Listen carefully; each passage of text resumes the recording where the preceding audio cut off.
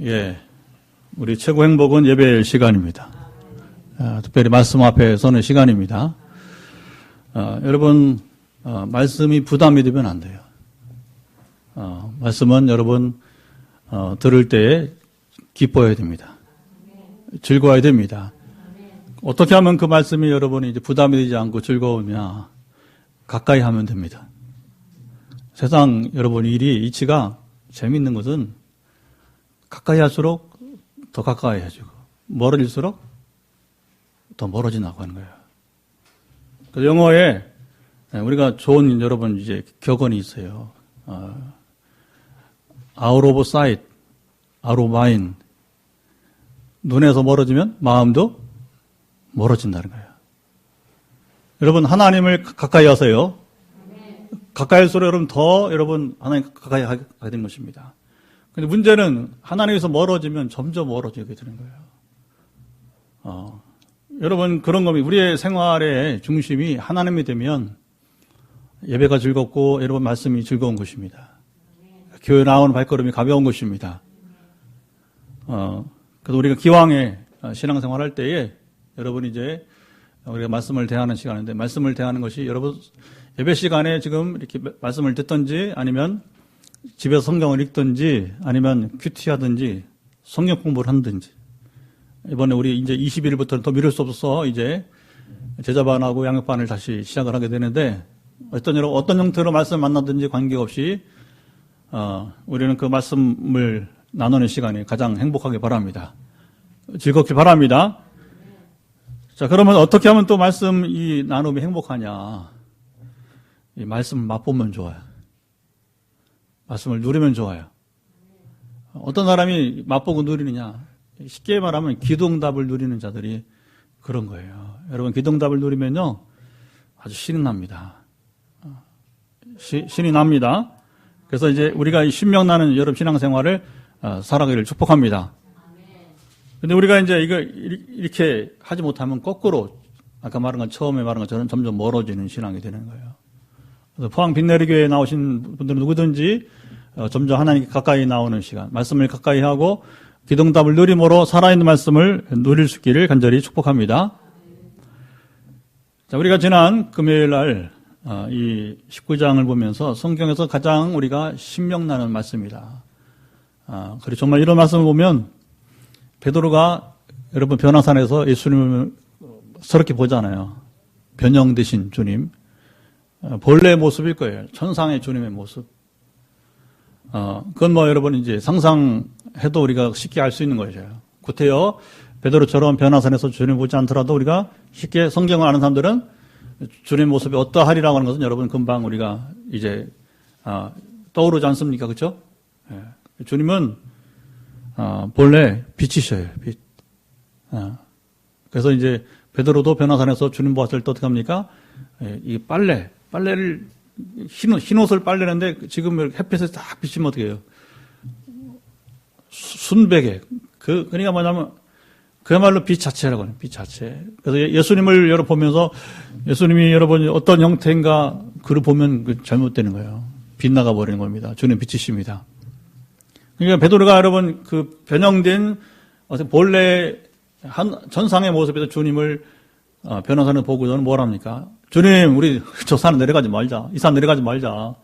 여기다가 제가 초막은 잘 짓습니다. 하면서 이제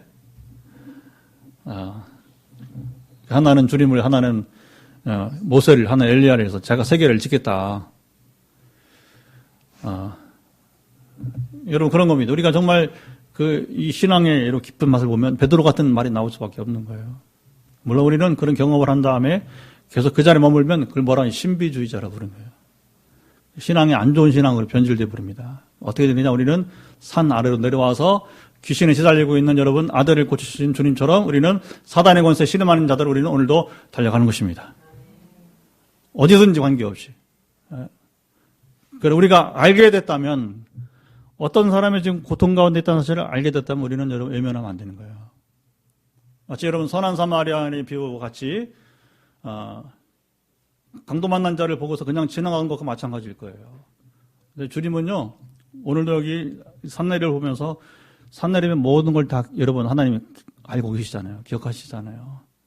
예수님이 비유를 그냥 한 게 아니란 말입니다. 거기 여러분 제사장이 그냥 지나갔단 말입니다. 레위인이 그냥 지나갔단 말입니다.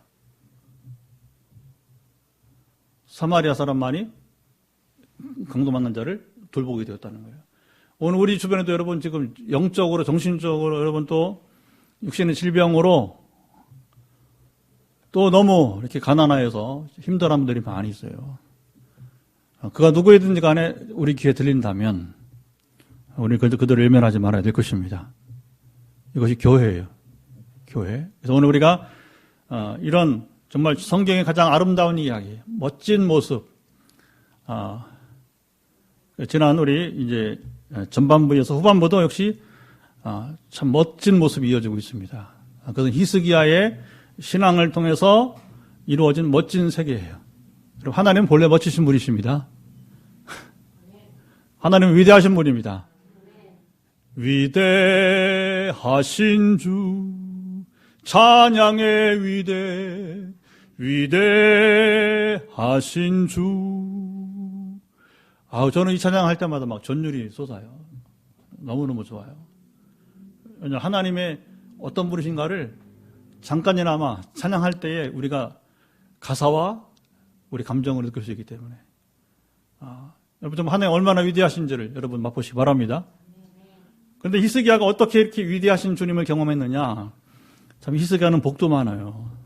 자신은 병약하고 리더십도 별로 없는 사람인데 제가 이렇게 신앙생활 제 자신이 해보고 목회 이제 정말 이제 저희들이 이제는 시니어가 됐어요. 정말 이제 50대 후반이니까 이제 10몇 년 남았잖아요. 정년으로 본다면. 그러니까 정말 우리가 목회 황금기고 정말 이제는 여러분 가장 좋은 행복한 때를 보내는 거예요. 예.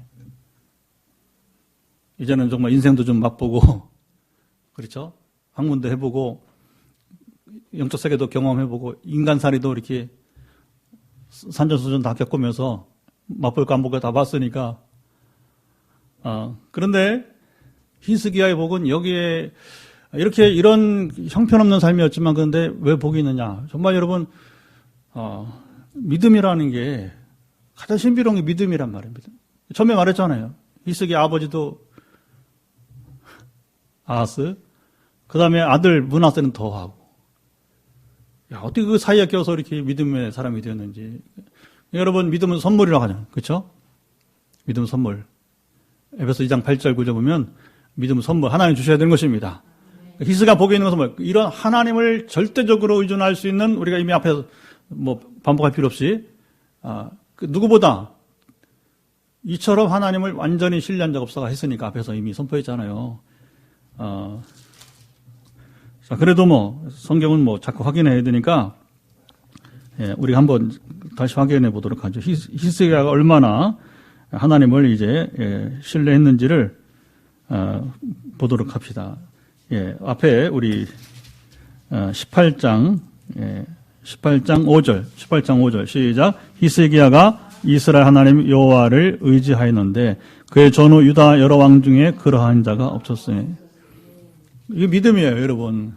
여러분 히스기야처럼 여러분 정말 이제 하나님을 의지하는데 그 누구보다 여러분 하나님을 의지하고 계십니까? 아이고 여러분이 아멘 하시네 오늘.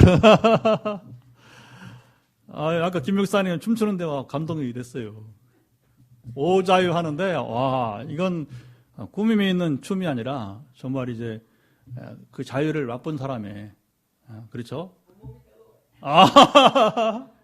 그러니까 정말 여러분 그 막달라 마리아 같이 그런 여러분 정말 그 얼마나 힘겨운 인생이었어요. 그런데 하나님 자유케 했으니까 그렇죠? 다 막달라 마리아 모습이 생각이 나. 막달라 마리아가 얼마나 주님 만나고 자유했을 때의 기쁨이 여러분 컸는지. 그렇잖아요. 귀신으로부터 자유, 그 다음에 자기 모든 죄로부터 자유. 할렐루야. 예. 어떤 우리의 여러분 최고의 복은 뭐냐? 히스기야처럼 하나님 믿을 수 있다면 얼마나 복이 되는지 몰라요. 저는 우리 교회 포항빛내리교회가 정말로 뭐 앞으로 뭐 얼마나 크느냐 이런 거 중요한 게 아니고 재미있는 일이 있었어요. 여러분 엊그제 장로님하고 수원 가는데 등가질러 이제 하학교에 노예 한 목사님 전화가 왔어요. 그랬더니 이제 참 순전한 목사님이십니다. 목사님, 건축 잘 되죠? 예. 그런데 진짜 200석 이상이 돼요? 그러는 거예요. 그 건물에 200석이 들어가냐고. 여러분, 그 자석이 뭘 중요해. 그런데 이게 가짜다는 얘기죠. 4년 만에, 개척을 4년 만에 200석 이상 건축을 220석이에요. 그래. 근데 오늘 또 재미있는 것은 오늘 제가 이제 오후에 이틀 연속 수원을 가가지고 그냥 어제는 장례식도 가고 완전 녹초가 되었어요. 새벽기도 못 나왔어요. 3시간 자고 일어나려고 하니까 이미 뭐 지쳐가지고서 안 되겠더라고요. 우리 김사님 기도하고 가시라고 해놓고서는 죄송하다고. 근데 이제 어쨌든 오후에 다시 현장 가서 이제 예배 준비하기 전에 갔는데 그 목사님 나타난 거예요. 또 그러더니 뭐 부랴부랴 내려오는데 그 현장 소장이 이제 누구시냐고 모르는 사람이 갑자기 저기 예배실에서 내려오니까 공사장에 내려오니까 저기 신수 목사님 아는 목사라고 이렇게 보니까 그분이더라고. 그래서 이거 여기까지 오셨네 하고서 이제 했더니 참 재미있는 목사님도 있습니다. 현장을 보고 싶었나 봐요. 현장을. 그래서 하여튼 뭐 또 그런 순진한 분들이 계셔야 인생은 사는 맛이 있는 것이고.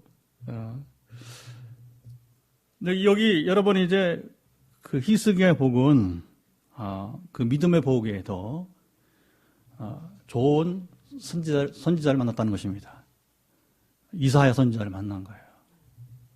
여러분 인생에 정말 저는 그렇게 생각합니다. 평신들은 목회자를 잘 만나면 최고의 복이고, 그렇죠? 목회자는 좋은 평신들을 만나면 최고의 복이 되는 거예요. 많이 일그러져 있어요.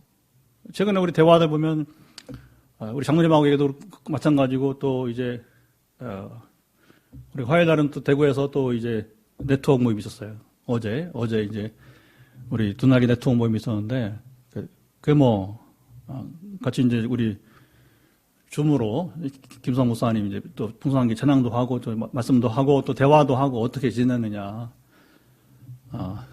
그래서 이제 우리 교회 건축은 잘 되느냐 김 목사님 물어보고 이제 해서 이렇게 지금 이제 8월에 시작해서 지금 이제 이렇게 끝나가고 있고 은혜적인 가고 있다 이렇게 우리 나누는 거잖아요.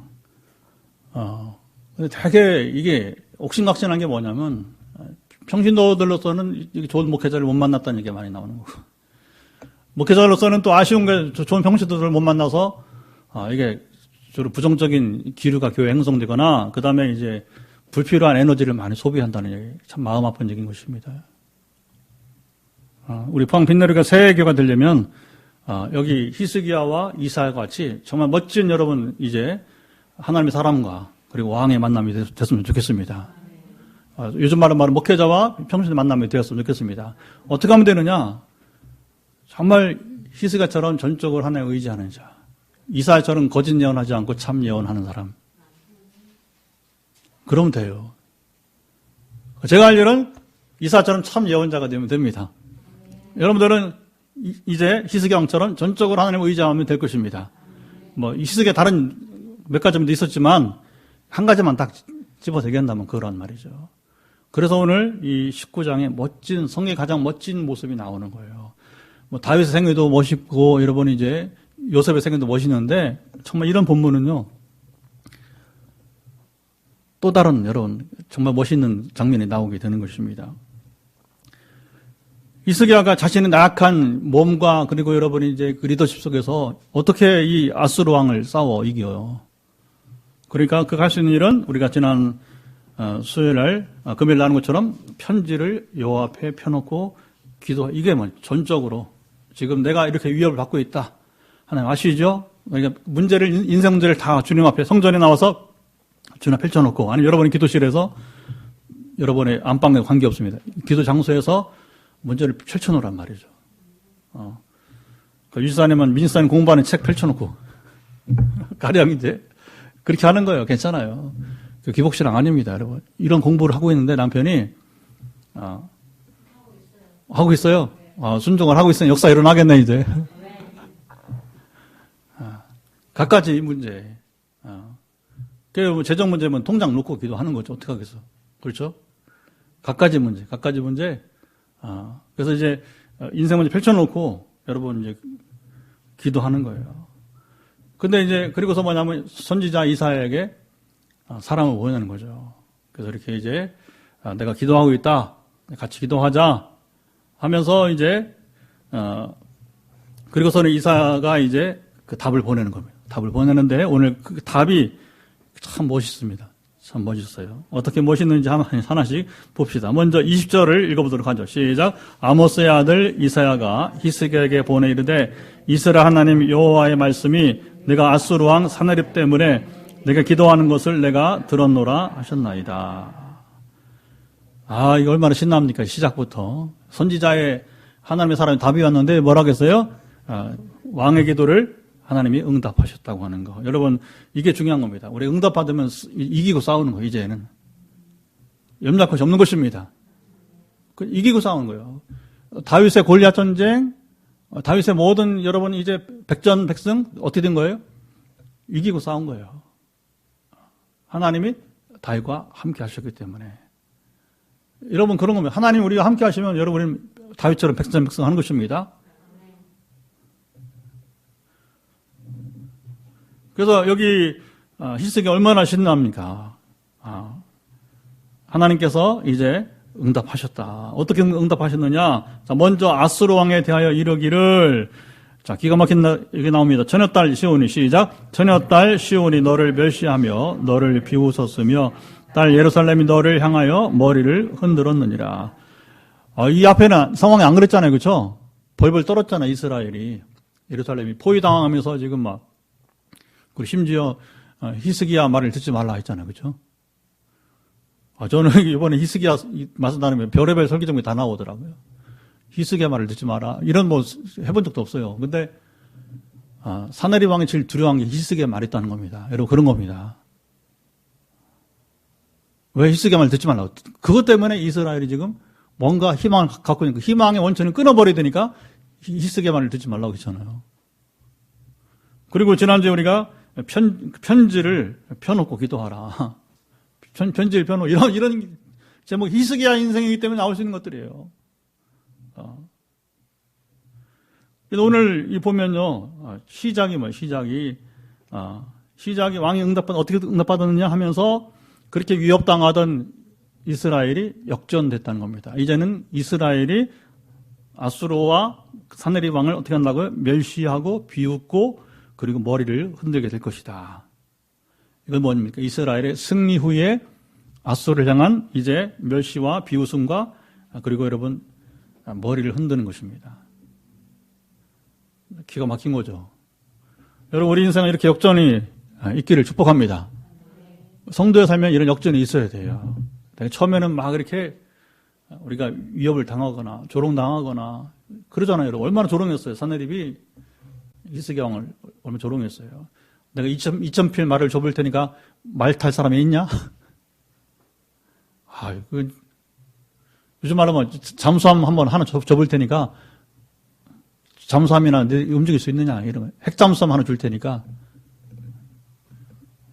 지금도 세계는 마찬가지예요. 힘의 세계니까. 힘의 원리가 통하는 세계니까. 근데 여러분, 그 힘자랑이 다 사라져 버린다는 겁니다. 힘자랑, 하나님이 여러분 순간 역사하면 힘이 다 사라져 버리는 것입니다. 힘자랑 할 거 없는 거예요. 돈자랑 여러분 한순간에 끝날 수 있는 것입니다. 이런 역사 우리가 많이 보잖아요. 명예자랑 그렇지 않아요. 여러분 민심은 손바닥 뒤집기예요. 뒤집기. 참 어려운 겁니다. 여러분 참 어려운 거예요. 어떤 사람이 한때는 막 인기 있다가 그 다음에 추락하는 거 보면요. 여러분 요즘에 또 안철수 다시 인기 올라가면 또 재미있어요. 얼마나 이제 그 사람이 할지는 모르지만, 민심은 손바닥 뒤집기란 말이죠, 이제. 그러니까 그거, 여러분 별로 이렇게 그런 것입니다. 근데 그걸 누가 하시느냐? 하나님께서 높여주시기도 하고, 낮춰주시기도 하는 것입니다. 근데 사나립이 이걸 모르는 거예요. 그리고 자기는 힘이 있는 자니까, 그리고 여기서 교만한 게 조상 때부터 그렇게 정복사를 가지고 왔단 말입니다. 말하자면 징기스칸이 여러분 이제 그 아들네 손자 때까지 이렇게 쭉 가잖아요, 한참. 그러니까 당연히 그 몽골 군대 가면 다 이기는 거예요. 실제 그랬어요. 마지막에 여러분 이제 그 징기스칸의 아들이 죽지 않았으면 실제로 저 아프리카까지 갔을 뻔했어요. 근데 딱 팔레스타인에서 멈춰버렸어요. 그게 이제 참 이제 기독교로서는 아쉬운 역사입니다. 왜냐하면 아프리카까지 갔어야 뭐냐 이슬람교가 완전히 이제 종식되는 상황이었는데 참 알 수 없어요. 어쩌면 가장 강력한 사탄의 세력인 이슬람교를 이건 제 개인적인 얘기입니다. 가장 강력한 사탄의 종교잖아요. 이슬람교가. 그것을 아마 우리와 싸우게 하게 해서 종말이 오기 전까지는 살려주는 거니까 귀신의 세력을.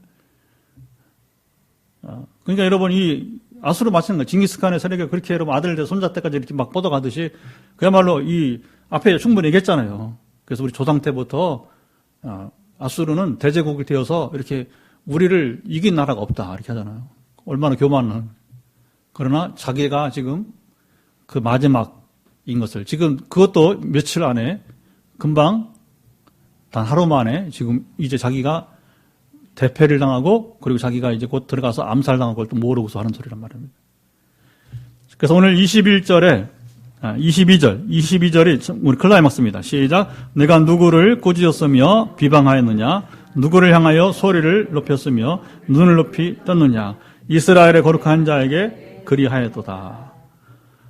그래서 제가 이제 오늘 이제 이 말씀을 주보에 되면서 여기 누구를 향하여 소리를 높이고 그리고 자 봅시다. 눈을 높이 떴느냐 이렇게 제목을 잡은 거예요.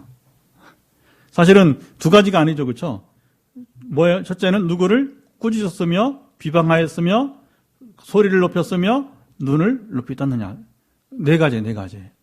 사나립이 하나님께 대해서 자 이스라엘의 거룩한 자가 누구예요? 바로 하나님이시죠, 그렇죠? 그러니까 지금 이 사나리 왕이 건드리지 말아야 될 것을 건드렸다는 거예요. 세상적으로 변환하면 그걸 뭐라고 하냐면 영린, 그렇지, 영린. 영린이 뭐예요? 용의 목에 있는 비늘 같은 거예요. 비늘 같은 거. 근데 용은 뭐 등에 탈 수도 있고 상황에 따라서 이제 찾아보니까 그런 말이더라고요. 그런데 어디 건들지 말아야 돼? 영리를 건들지 않아요. 그러나 뭐 등에 타도 뭐 괜찮은데 다 용납한단 말이에요, 용이. 그런데 이 목 쪽에 있는 그 영리를 건드리면 바로 잡아먹는다는 거예요. 바로 불태워버린다. 그래서 주로 뭐냐, 이 사용은 임금을 거스리지 말라는 것입니다. 그 임금의 심기를 거스리는 걸 뭐라고 그래요? 영리를 건드렸다. 그렇게 표현하는 거예요. 왜? 용이 누구예요? 임금이니까. 용의 심기를 건드리지 만들란 거죠. 말하자면 하나님은 여러분이 정말로 한 나라의 왕이 아니라 온 우주에 이 광대한 여러분 세계의 우주의 왕이시지 않습니까? 할렐루야. 한마디로 말하면 뭐냐? 이 사나립이 하나님의 영리를 건드린 거예요. 쉽게 말하면 이제 건드리지 말아야 할 실수를 하고 말았다 하게 된 것입니다. 그 표현이 뭐예요? 내가 누구를 감히 꾸짖고 비방하고 그리고 소리를 높이고 그 다음 표현이 참 중요합니다. 눈을 높이 떴느냐. 감히 하나님 앞에 눈을 높이 뜰 수 떴느냐 하는 얘기죠. 방자하고 교만한 너의 인생아 책망하시는 거예요. 여러분, 저는 이것을 읽으면서요. 이런 사람들이 많이 지나갔어요. 제 머릿속에. 제가 역사의 이야기에 인물도 있었고 제가 지금까지 58년째 살아가면서 마늘은 57년째죠. 이제 어쨌든 간에 살아오면서 이런저런 사람들이 막 스쳐 지나갔어요. 뭘 공개할 수는 없습니다. 저 자신도 한때 그런 모습이 있었던 것 같고 그리고 앞으로도 절대적으로 우리 정말로 실수하지 말아야 할 것이 뭔가 하나님을 향해서 우리가 여러분이 이제 어쨌든 간에 말로 범죄하는 거예요. 여러분 큰일 납니다. 이게 사나립이 영리 건드리고 하나님을 향해서 말로 범죄한 거예요. 말로. 그걸 꾸짖었다, 비방했다, 소리를 높였다, 눈을 높이 떴다고 하는 겁니다. 야 이것들아 말이 하면서 이제 어느 성의 신이 나를 이겼느냐? 뭐 여호와 하면서 뭐 이제 뭐냐면 이제 이게 뭐예요? 눈을 감히 하나님께 눈을 여러분 높이 뜬 거예요. 기도할 때 우리가 여러분 이렇게 기도합니까? 아니면 푹 숙이 기도합니까? 바리새인만 이렇게 기도해요. 바리새인만. 나머지 다 어떻게 합니까? 자연히 여러분 이렇게 적어도 고개가 이렇게 숙여지는 거죠. 하나님의 자비를 구하고, 아멘. 그러나 여러분, 이제 겉모르는 여러분, 정말 이제 이게 철없는 사람들 이렇게 사내처럼 그렇게 사는 거예요. 오늘 본문은 이렇게 교만한 자와 겸손한 히스기야를 대비하는 것입니다. 우리가 어떤 인생을 택하느냐, 그것은 여러분 선택의 문제고, 그리고 이제 이어서 23절, 자, 이제, 산나립의 교만을 여기 말하게 되는 것이죠. 산나립이 그동안 말한 그 나라들을 쭉 정복을 해왔어요. 그래서 이제 거기 쭉 그런 표현들입니다. 그래서 레바논도 나오고, 애굽 이야기도 나오게 되는 것이고, 쭉, 그러니까 그야말로 레바논부터 그리고 여기 애굽 땅까지 쭉 정복을 했다고 하는 거예요.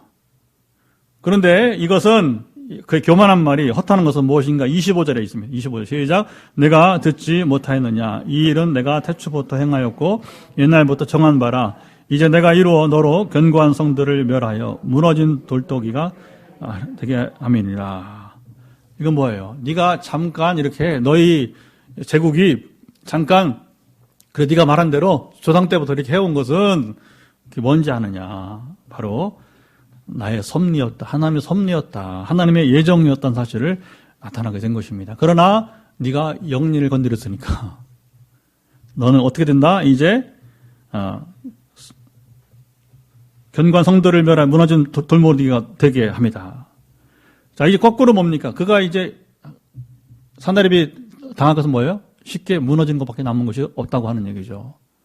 그러니까 한때 여러분이 이제 뭐냐면 대제국이 정복을 하고 정복사를 이룬다는 것은 뭐예요? 하나님께서 잠시 권세를 줬다는 얘기예요.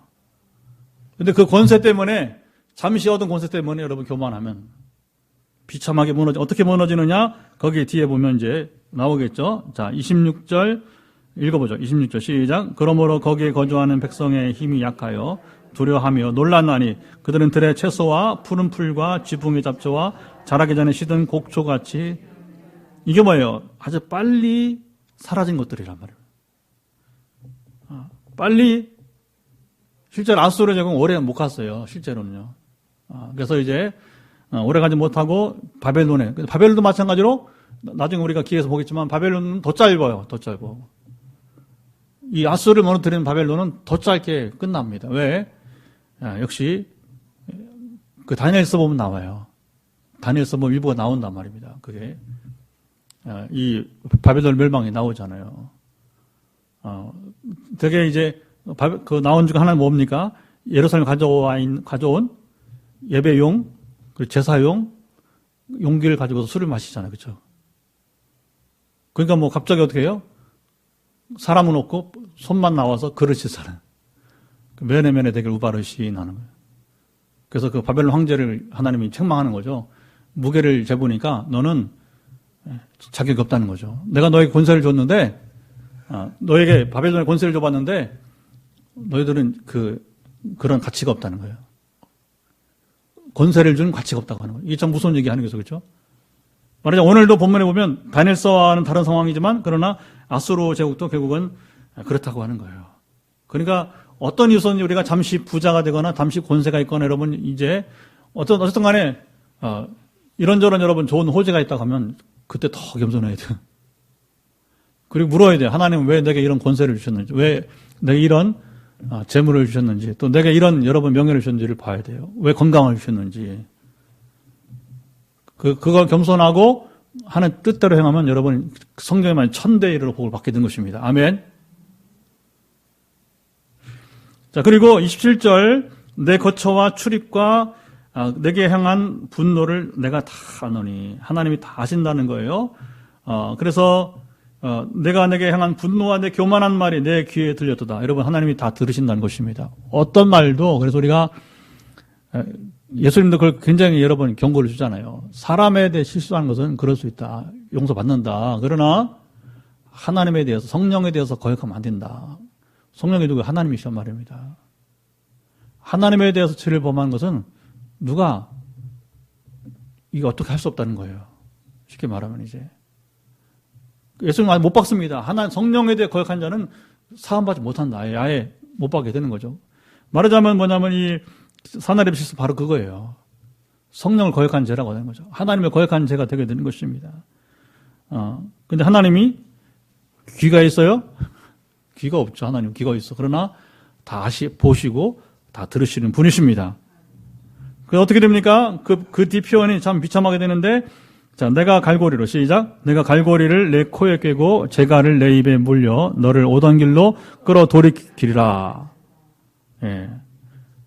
자, 이렇게 하리라. 어떻게? 소처럼 코를 꿰고, 그렇죠? 말처럼 재갈을 물리고, 그리고 또 다른 편으로 본다면 뭐예요? 낚시, 바늘처럼, 이제, 고기 잡듯이, 완전히 하나님의 손에 이제 뭡니까? 야, 이 사나립이 힘쓰지 못하도록 짐승 잡듯이, 짐승 다루듯이, 물고기 잡듯이, 완전히 이 사나립이 이제 끝났다는 거예요. 쉽게 말하면. 잡혔다 하는 게 잡혔다는 겁니다. 꼼짝 못한다 하는 거죠. 여러분, 소가 왜 유순해요? 콧뚜레 때문에. 전에 우리 김대모 사가 콧뚜레 기억하시는 거예요. 콧뚜레 없으면, 여러분, 아프리카에 보면 들소 있잖아요. 버팔로. 들소, 물소. 캐나다도 미국도 있잖아요. 그 야생이기 때문에 들이받습니다. 여러분, 집에서 키우는 돼지야 얌전한데, 산에 있는 멧돼지는 안 그렇잖아요. 그죠? 통제를 안 하니까, 통제를. 가축용으로 키우는 여러분, 소나 돼지는 사람 통제하잖아요. 어떤 간에. 그죠? 먹이를 주잖아요. 근데, 야생하는 소와 야생하는 여러분, 멧돼지는 어떻게 된 거예요? 싸워서 생존을 해야 되니까, 그게 터프한 거예요. 말하자면 그동안에는 이제 마음껏 한번 해보라 했는데 더 이상 허락하지 않겠다 하는 거예요. 방자한 너를 더 이상 허락하지 않겠다. 그리고 이제 겸손하게 주를 전적으로 의지하는 히스기야에게는 어떻게 됩니까? 역전의 기회를 주시겠다는 것이 이사야를 통해서 하나님이 주신 응답이 이야기가 되게 되는 것입니다. 그리고 29절 내게 보일 징조가 이러하니, 자, 징조를 줄 것이다. 금년에는 스스로 자라는 것을 먹고, 내년에는 난 것을 먹고, 3년에는 심고 거두며 포도원을 심고 그 열매를 먹으리라. 이게 무슨 말이냐? 상황이 점점 호전되어서 나라가 회복될 것이라는 것입니다. 전쟁 나면 씨 뿌려요, 못 뿌려요? 못 뿌리죠. 그러니까 어떻게 해요? 마치 여러분이 자연이 이렇게 그냥, 뭐라고 하나요? 그냥 남아있는 그 씨가, 그냥 자라는 거예요. 마치 자연산처럼. 그 다음에는, 좀 나아지고, 그 다음에 3년째는 뭐냐? 정상적으로 파종과, 두 번째도 결국 뭐냐? 제대로 파종 안 되는 거예요. 그런데 3년째는 어떻게 해요?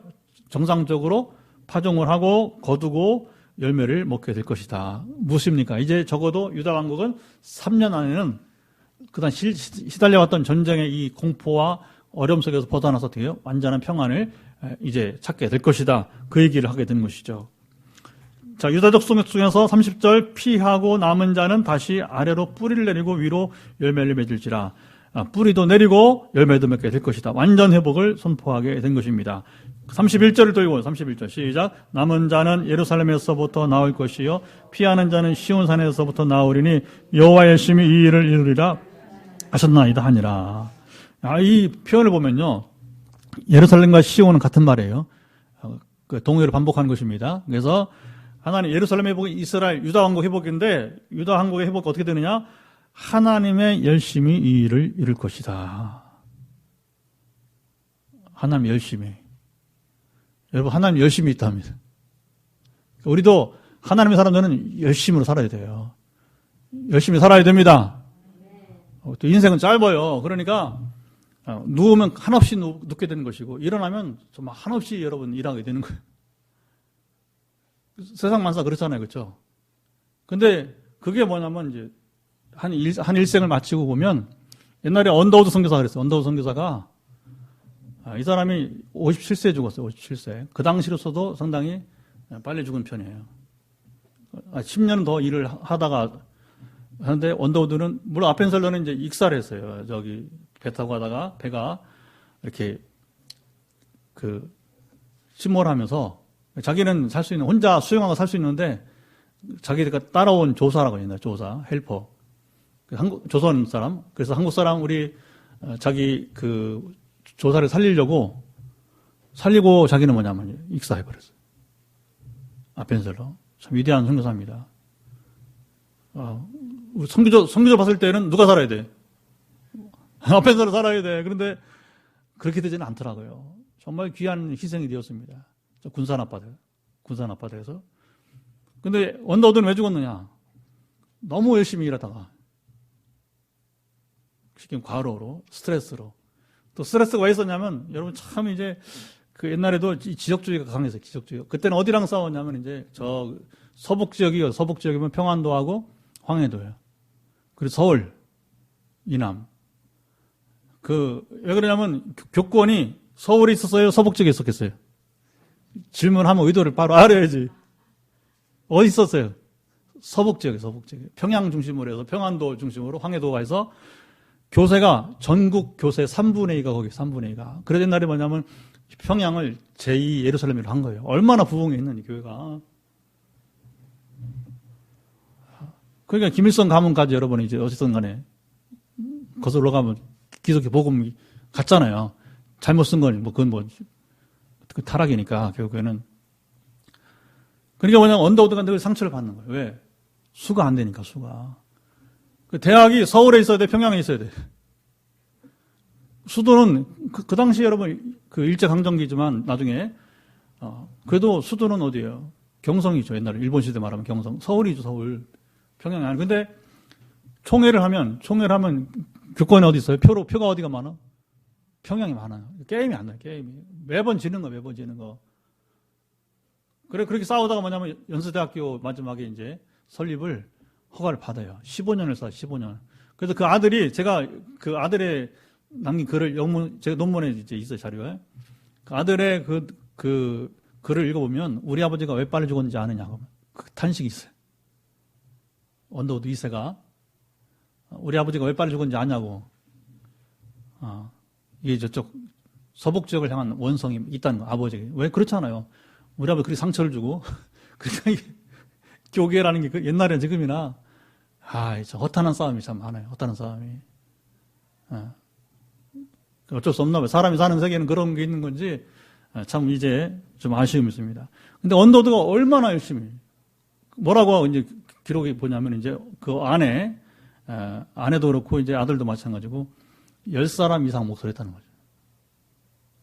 얼마나 언더우드가 열정이 있었는지, 그런 겁니다, 여러분. 우리가 누우면 한없이 눕고, 우리가 부지런한 10사람 인생을 살 수 있는 거예요.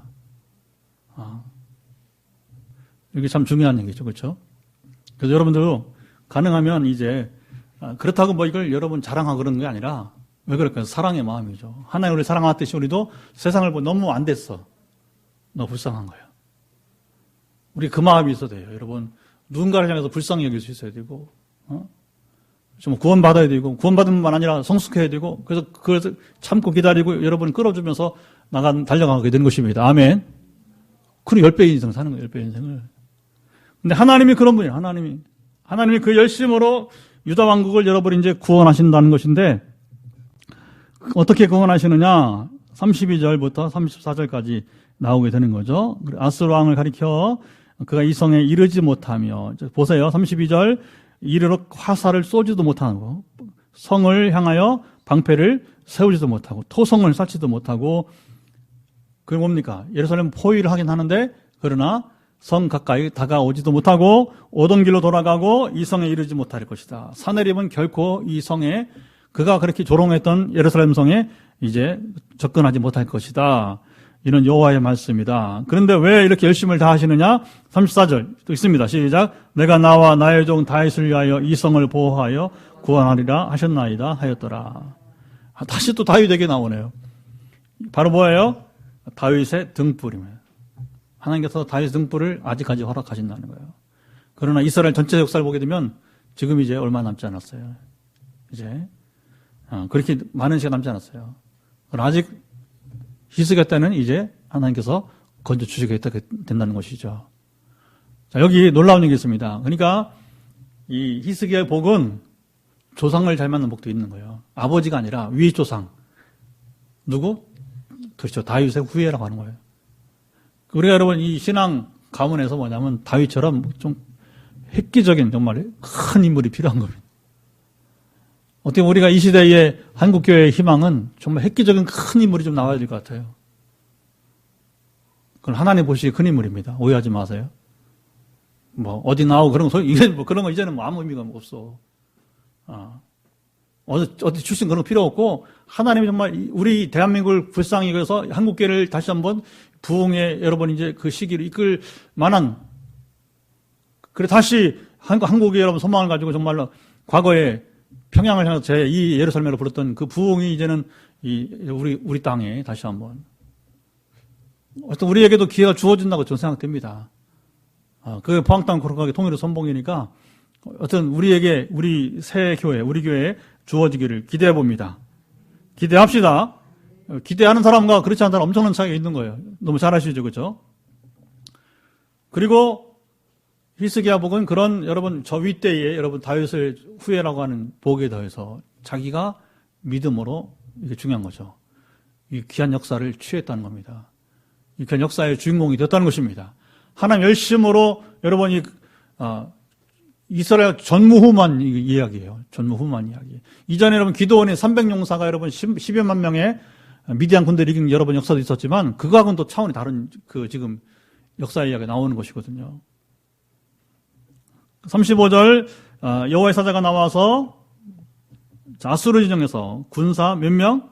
18만 5천 명을 치게 돼요. 어떻게 죽었을까요? 이 엄청난 사건이에요. 하루아침에 일어나 보니 다송장이 되더라. 하루아침에 여러분 이 죽은 겁니다. 어떻게 죽었을까요? 두 가지 가능성이 있습니다. 하나는 역병, 연병이라고 연병, 전염병이죠. 두 번째는 뭐냐? 자기들끼리 싸우는 겁니다. 내전이지, 내전. 어떻게 그럴 수 있느냐? 성경에 이런 일이 나와요. 그렇죠? 하나님 눈을 멀게, 자세하게 어떻게 나오진 않는데, 하루아침에 죽을 수밖에 없는 것은 두 가지밖에 없다는 거죠. 하나는 연병이 퍼져서 그냥 싹. 또 한 가지는 자기네끼리 치고받고 싸우면서, 그렇죠. 적군으로 인식을 해가지고서 서로 찔러 죽이는 신기한 장면이 나오잖아요. 보면. 이런 전쟁은 여러분 구약성경에 여러 번 나오기 때문에 우리 이야기에 아무 문제가 없어요. 근데 되게 둘 중에 어떤 거냐? 가능성 두 가지로 보는 것인데 아마 전염병이 안 했겠는가? 이때는 이제 그렇게 다수가 보는 것 같아요. 그러나 둘째도 가능성은 있다. 이렇게 우리가 보게 되는 거죠. 그러니까 여러분 하나님의 승리는요. 칼의 싸움이 아니라는 것입니다. 지금도 저는 그렇게 봐요. 우리가 강대국 사이에서 지금 하여튼 끼어 있긴 한데 늘 말하지만 통일의 문제 마찬가지. 절대로 강대국들이 해결을 못 해줍니다. 미국을 더 우리가 그 외교를 해야 되는 중국을 더 그 불필요한 싸움이에요. 그냥 적당히 왜냐하면 한쪽만 치우치면 우리가 피해를 받으니까 지금 할 수 없어요. 등거리라고 해요. 등거리 외교를 잘 해야 됩니다. 지혜롭게. 미국도 살짝 이렇게 하면서 중국도 또 거스르지 않고 이렇게 할 수밖에 없어요. 크게는 지금 양쪽적이니까. 그러나 통일의 문제는 중국이나 미국에서 되는 것이 아니고 저는 하나님께서 반드시 이제 때가 되어 주시리라 믿습니다. 막연한 믿음이 아니라 이런 일처럼 우리는 어떤 방식인지 모르지만 그냥 어느 순간에 자기들도 모르게 통일에 이제 동의할 수밖에 없는 유엔군이 여러분 그때 우리 6.25 때 여러분 들어온 것처럼 그것 신비 역사잖아요, 그렇죠? 하나님이 한 사람 두 사람 움직이면 된단 말이에요. 그 시대, 그 순간에. 그 돌이킬 수 없는 여러분 조약이 딱 주변에 4대 강국이 대한민국 통일을 허락한다. 동의한다고 여러분. 아니면 누구는 기권하고. 옛날에 중국처럼 기권하고. 러시아 안 나왔으니까 중국 기권하고. 남성개국이 여러분 조인하고. 그러니까 그걸 알 수 없는 거니까 하나님께서 어떻게 할지 모르니까 이건 북한의 문제가 아니에요. 4대 강국의 문제니까 북한은 아무 힘도 없습니다. 사실은. 싸워봐 전쟁도 안 됩니다. 아시잖아요. 재래식 전쟁하고 여러분 현대전쟁 싸움이 되겠어요? 지금 문제는 4대 강국인데 그러나 어쨌든 통일의 시기도 결국 하나님이 하시면 된다는 것입니다. 우리가 이런 말씀 보면서 역사하심이 우리 가운데 있었으면 좋겠습니다.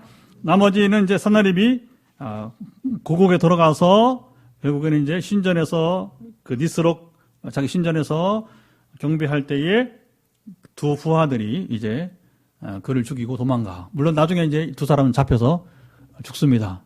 되게 뭐 그렇게 되는 역사는 그리고 그 아들이 이제 후계를 있지만 그러나 이 나라가 오래 가지 못하고 바로 이제 이스라엘 유다왕국을 다시 한번 뒤에 무너뜨리게 된 바벨론에 의해서 힘없이 무너지게 되게 되는 것이죠. 역사는 그렇게 또 흘러가는 또 이야기가 되었습니다. 여러분 오늘 정말 이 멋진 이야기입니다. 멋진 이야기. 정말 히스기야 믿음이 멋지고요. 또 하나님은 더 멋지고요.